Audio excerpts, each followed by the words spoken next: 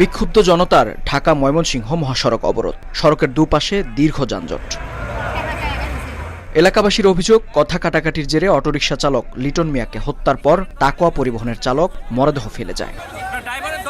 এই ঘটনার প্রতিবাদে মঙ্গলবার সকাল 8:30টার দিকে গাজীপুরের শ্রীপুরের নতুন বাজার এলাকায় প্রায় 4 ঘণ্টা মহাসড়ক অবরোধ করে বিক্ষুব্ধ জনতা। তাদের অভিযোগ, এই ঘটনায় মামলা দিতে গেলে হত্যা মামলা নিতে অস্বীকৃতি জানায় পুলিশ।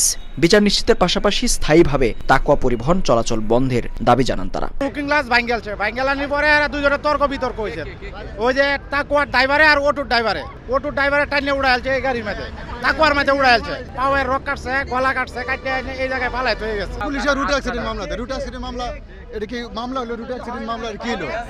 রুট অ্যাক্সিডেন্ট না, এখন মামলা নিয়েছে, আমাদেরকে বলছে রাস্তা ছাইড়ে দিতে, রাস্তা ছাইড়ে দিচ্ছে, মামলা নেওয়া হয়েছে। সেনাবাহিনীর সহায়তায় বিচার নিশ্চিতের আশ্বাসে অবরোধ তুলে নেন স্থানীয়রা। পুলিশ জানায়, এই ঘটনায় এরই মধ্যে একজনকে আটকের পাশাপাশি বাস জব্দ করা হয়েছে। সংশ্লিষ্ট বাসের ড্রাইভার আটক আছে, বাসও আটক আছে কিন্তু।